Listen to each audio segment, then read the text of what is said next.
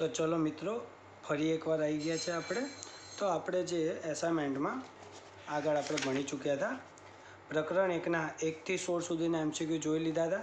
હવે આપણે એના પછી છે પ્રકરણ 3 એમાં આ 1 થી માંડીને 8 સુધીના સંપૂર્ણ સોલ્યુશન સાથે આપણને અહીંયા જવાબ કમ્પ્લીટ ગણતરી સાથે અહીંયા મળી રહેશે। તો ચલો આપણે સ્ટાર્ટ કરીએ। આ 1 થી 8 આપણે અહીંયા ગણીશું। ચલો સ્ટાર્ટ કરીએ છીએ। चलो पहलो प्रश्न शू है कि खाली जग्या विकर्णों माप सरखा होय छे। आने कहवाय विकर्ण। आ देखाय 1 અને 2 आने शू कहवाय विकर्ण। तो चौरस हो चौरस एना जे विकर्ण होय ने आ बे विकर्ण एना माप केवा होय सरखा। धारो कि आ 4 होय तो आ केटला होय 4 ज होय बराबर। तो विकर्णों माप केमा सरखा होय चौरस में सरखा होय। तो पहला में जवाब आवशे चौरस। चलो बीजो प्रश्न है खाली जग्या बधा ज खूणा काटखूणा होय। काटखूणा एटले केवा कि आवा कि 90 अंशनो खूणो बनावे एने कहेवाय काटखूणा। तो लंबचौरस छे लंबचौरस एमां आय 90 नो होय आय 90 नो होय आय 90 अंशनो खूणो होय अने आय केटलानो होय 90 अंशनो खूणो। तो लंबचौरस में 4 4 खूणा केवा होय काटखूणा बराबर। माटे शुं कीधुं खाली जग्याना बधा खूणा काटखूणा होय। तो शेमां आवे लंबचौरस में बधा खूणा केवा होय काटखूणा। चलो हवे आपणे जोईए तीजो प्रश्न तीजो एमसीक्यूज कि नियमित बहुकोण ने खाली जग्या बाजुओ होई सके बराबर। हवे नियमित बहुकोण ने खाली जग्या बाजुओ होई सके आपणे आ प्रश्न है। तो आना माटे आपणे 8 प्रश्नों में एक ज आ सूत्र लागू पड़शे खास करीने बराबर। तो आ सूत्र जोई लईए कि नियमित बहुकोणनुं होय ज्यारे नियमित बहुकोणनी वात करे त्यारे आ जो सूत्र याद राखी लेवानुं छे नियमित बहुकोण माटे कि बहिष्कोणनुं माप बराबर 360 भाग्या बाजुओनी संख्या। तो चलो नियमित बहुकोण में खाली जग्या बाजुओ पूछीए आपणे बाजुओनी संख्या शोधवानी कीधी बराबर। बाजुओनी संख्या हवे आपणे अंदर ऑप्शन में शुं आपेलुं है कि आपेलुं 7 आपेलुं है एक आपेलुं 11 आपेलुं है एक आपेलुं 13 आपेलुं है अने एक आपेलुं है आपणे 30। तो कि बाजुओ कई होई सके 7 होई सके 11 होई सके 13 होई सके कि 30 होई सके। तो आपणे आ सूत्र में 360 एटले अहींया 360 मूक्या। चलो बाजुओनी संख्या जो हूँ 30 मूकूँ तो आ बाजुओनी संख्या में मूकी 30 तो जवाब केटलो आयो 12 आयो। 360 भाग्या 30 करूँ तो आ मींडू मींडू गयुं 12 तरी 36। तो जवाब केवो आयो पूर्णांक संख्या आयो। केवो आयो पूर्णांक संख्या मळ्यो। तो जेनो जवाब जो पूर्णांक संख्या मळे ने तो बाजुओ पूर्णांक संख्या में ज होय कोई दाय बाजुओ अपूर्णांक में ना होय। आवी 1/2 3/4 आ बधी अपूर्णांक कहेवाय।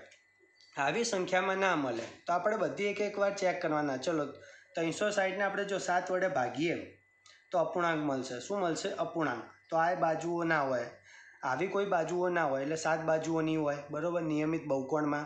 बीजी वस्तु 360 ने बीजू चेक करिए 11 तो 360 ने आपणे 11 वडे भागीए तो आपणे छे ने अपूर्णांक ज मळशे बराबर। तो कोई दा अपूर्णांक बाजुओ होई सके नहीं। चलो तीजू आपणे शुं आपेलो ऑप्शन 13 आपेलो है तो 360 भाग्या 13 करिए तो तमने शुं मळशे अपूर्णांक मळशे। माटे चौथो ऑप्शन हतो आपणो 360 भाग्या 30 तो जो आ मींडू मींडू कट अने 12 तरी 36 तो आ 12 एटले पूर्णांक मळी। केवी संख्या मळी आपणने पूर्णांक। अने ज्यारे पूर्णांक संख्या मळे तो समझी लेवानुं कि आ 30 बाजुओ हशे। आ बधामां केवी मळती हती अपूर्णांक मळती हती। तो अपूर्णांक कोई दाड़ बाजू होई सके नहीं बराबर। कोई बी आवुं चौरस होय तो आ बाजू कोई एवुं कही सके 1/2 आवी बाजू आपणे ना कही सके 3/4 आवी बाजू आपणे ना कही सके पण हाँ कि 17 बाजू कही सके 30 बाजू बराबर। आवी रीतना आपणे बाजुओनी संख्या आपणे कही सकीए। चलो हवे आपणे जोईए नेक्स्ट। चलो प्रश्न नंबर आपणे जोईए 4 तो कि नियमित बहुकोण ने खाली जग्या बाजुओ न होई सके। शुं कीधुं है न होई सके। पहेलामां शुं कीधुं तो होई सके आमां कीधुं है न होई सके। तो चलो नियमित बहुकोणनुं पहेला सूत्र मारी दीधुं। नियमित बहुकोण माटे शुं आवशे बहिष्कोणनुं माप बराबर 360 भाग्या बाजुओनी संख्या। चलो अहींया आपणा ऑप्शन हता केवा हता कि 20 हता 24 हता 18 हता अने 13 हता। तो आमांथी शुं कहेवाय कि आमां बाजुओ नहीं मळे। जो 360 भाग्या 13 करशुं तो आमां ज अपूर्णांक मळशे एटले आमां बाजुओनी संख्या ना मळे ना मळे। ચલો 360 ભાગ્યા 18 કરો. ચલો આ 360 ભાગ્યા 18 કર્યા તો શું આવ્યું? 20 બાજુઓ, એટલે આમાં બાજુઓની સંખ્યા મળી. એવી રીતના 24 કરો, 360 ભાગ્યા 24 કરો તો આ 15 બાજુઓ, એટલે આમાં સંખ્યા આપણને મળશે. ચલો આમાં 360 ભાગ્યા 20 કરો તો આમાં 18 બાજુઓ આપણને સંખ્યા મળશે. તો આ ત્રણમાં આપણને બાજુઓની સંખ્યા મળશે, પણ 360 ભાગ્યા 13 કરશો એટલે અપૂર્ણાંક મળશે, અને અપૂર્ણાંક મળે તો એ બાજુની સંખ્યા કહેવાય નહીં. બરાબર? માટે તો શેમાં બાજુની સંખ્યા ન હોય? તો 13 હોય. બરાબર? જ્યારે જવાબ શું આવશે? અહીંયા આવશે 13. શું આવશે જવાબ? 13. 13 બાજુઓ હોય ત્યારે આપણને અપૂર્ણાંક મળશે. બરાબર? ચલો હવે આપણે જોઈએ 5મો. 40 અંશના બહિષ્કોણ ધરાવતા નિયમિત બહુકોણને ખાલી જગ્યા બાજુઓ હોય. શું કીધું યાર? 40 અંશના. ચલો સૂત્ર મારો, નિયમિત બહુકોણમાં ચલો બહિષ્કોણનું માપ બરાબર 360 ભાગ્યા બાજુઓની સંખ્યા. ચલો આપણને શું કીધું? 40 અંશ શું આપી દીધું? બહિષ્કોણનું માપ આપી દીધું. ચલો સૂત્ર તો આનું આ જ છે, તો આમાં બહિષ્કોણનું માપ આપી દીધું. આ કેટલું આપી દીધું? 40 અંશ આપી દીધું. અને આ 360 એમના એમ, અને આ બાજુની સંખ્યા આપણને શોધવાનું કીધું છે. આ આપણને શોધવાનું કીધું છે. આ 360 આ બહિષ્કોણનું માપ છે. ચલો તો હવે બાજુની સંખ્યાનું આ સાઈડ લઈ દો અને બહિષ્કોણનું માપ આ સાઈડ લઈ દો. ચલો ભાગાકારમાંથી ગુણાકારમાં જાય, ગુણાકારમાંથી ભાગાકારમાં જાય, જ્યારે વચ્ચે બરાબરની નિશાની હોય ત્યારે. તો બાજુની સંખ્યા આ સાઈડ આવી ગઈ, અને આ બહિષ્કોણનું માપ હતું એ ક્યાં આવી ગયું? અહીંયા નીચે. રેડી? તો ચલો 360 ઉપર, અને બહિષ્કોણનું માપ જે આપણને આપી દીધું એ કેટલું આપ્યું? 40 અંશ. તો 360 ભાગ્યા 40 અંશ. બરાબર? આ બહિષ્કોણનું માપ કેટલું આપ્યું આપણને? 40 અંશ. અને બાજુઓની સંખ્યા આપણને શોધવાની. તો આ મીંડું મીંડું ગયું. શું થાય? 9 ગુણ્યા 4. આ 4 4 ગયા એટલે કેટલી આવશે? 9. તો બાજુઓની સંખ્યા કેટલી મળી આપણને? 9 મળી. અહીંયા જવાબ કેટલો આવશે? 9. જ્યારે બહિષ્કોણનું માપ 40 અંશ હોય ત્યારે બાજુઓ કેટલી મળશે આપણને? 9 મળશે. ચલો હવે આપણે જોઈએ 5 પત્યા. છઠ્ઠો જોઈશું. ચલો આમાં એવું જ છે, આમાં 15 બાજુઓ. સૂત્ર એનું એ જ છે, બાજુઓ આપી દીધી છે, બાજુઓની સંખ્યા આપી દીધી. કીધું શું? નિયમિત બહુકોણ કીધું છે. અને શું કીધું? એ દરેક બહિષ્કોણનું માપ શોધવાનું. તો નિયમિત બહુકોણમાં શું કીધું હતું સૂત્ર? બહિષ્કોણનું માપ બરાબર 360 ભાગ્યા બાજુઓની સંખ્યા. તો આ 360 એમને એમ, અને બાજુઓની સંખ્યા અહીંયા આપી દીધી. કેટલી આપી? આ 15 બાજુઓ આપી દીધી.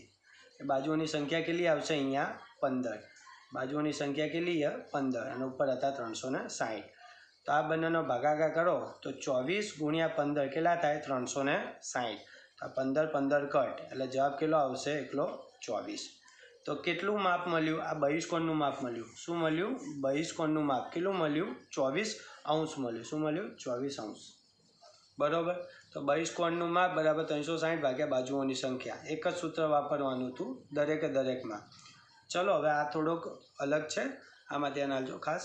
ચલો 7મું. એક ચતુષ્કોણના અંદરના એક ખૂણાનું માપ 70 અંશ છે, તો આ ખૂણાના બહિષ્કોણનું માપ કેટલું? ચલો તમે એક વસ્તુ જુઓ કે આ રહ્યું આપણે આ અર્ધવર્તુળ, તો આમાં કેટલું છે? આ ટોટલ માપ 0 થી કેટલું છે? 180. ચલો હું આટલે આમ કરું, ધારો કે આટલેથી આમ એમ આવ્યું. ચલો આખું કેટલું? અર્ધવર્તુળ એ કેટલું છે? 180 અંશ. કેટલું છે? 180 અંશ. હવે આપણને શું કીધું? એક ચતુષ્કોણના અંદરના એક ખૂણાનું માપ 70 અંશ આપી દીધું. કેટલું આપ્યું? 70 અંશ. આ એક ચતુષ્કોણ દોર્યો મેં આટલો. બરાબર? તેમાં અંદરના એક ખૂણાનું માપ આપી દીધું 70 અંશ. ચલો આ 70 અંશ આપી દીધું આપણને. તો શું કીધું? બહિષ્કોણનું માપ. આ ખૂણાની બહિષ્કોણ એટલે આ થઈ, આનું માપ આપણને શોધવાનું કીધું. ચલો આખું કેટલું હોય? આમ અર્ધવર્તુળ 180 હોય, એમાંથી આ સાઈડનો ભાગ 70 હોય તો વધ્યું કેટલું? આ સાઈડ 110. એટલે 180માંથી આ 70 બાદ કરો એટલે કેટલા મળે? 110 અંશ. કઈ રીતે? રેખિક જોડના ખૂણા પ્રમાણે. રેખિક જોડના ખૂણાનો સરવાળો કેટલો થાય? 180. આવું હોય. બરાબર? ચલો આમ હોય, ધારો કે આ 30 હોત તો આ કેટલું મળત? 150 મળત. ધારો કે ચલો આ જો આપણને 90 હોય, આ 90 હોય તો આ કેટલું હોય? 90 જ હોય. બરાબર? ધારો કે ચલો આ જો હોય 120 અંશ, તો આ સાઈડનું કેટલું બાકી રહે? 60 અંશ. બરાબર? તો આવી રીતનું હોય, કારણ કે આ બંનેનો સરવાળો 180 અંશ થવો જોઈએ. જો આ બંનેનો સરવાળો 180 અંશ થવો જોઈએ, આ બંનેનો સરવાળો 180 અંશ. તો આ 70 તો અહીંયા એટલા કેટલા ઉમેરું, બહિષ્કોણમાં કેટલા ઉમેરું તો 180 થાય, 110. તો જવાબ શું આવશે? 110 અંશ. ચલો હવે આપણે છેલ્લો MCQ જોઈએ. શું કીધું એમ કે 10 બાજુવાળા નિયમિત બહુકોણના દરેક બહિષ્કોણનું માપ ખાલી જગ્યા હોય. સૂત્ર એનું એ નિયમિત બહુકોણનું શું બહિષ્કોણનું માપ બરાબર 360 ભાગ્યા બાજુઓની સંખ્યા. આપણને જો બાજુઓની સંખ્યા આપી દીધી અહીંયા કેટલી? 10. બરાબર. તો બાજુની સંખ્યા એટલે કેટલી આવશે? 10. ઉપર કેટલા? 360. તો 360 ભાગ્યા બાજુઓની સંખ્યા, 360 ભાગ્યા 10. આ મીંડું ગયું એટલે 36 અંશ શું આવ્યું? બહિષ્કોણનું માપ આવ્યું. 36 અંશ શું આવ્યું? બહિષ્કોણનું માપ, જે આપણને શોધવાનું કીધું હતું. બહિષ્કોણનું માપ કેટલું હોય? 36 અંશ.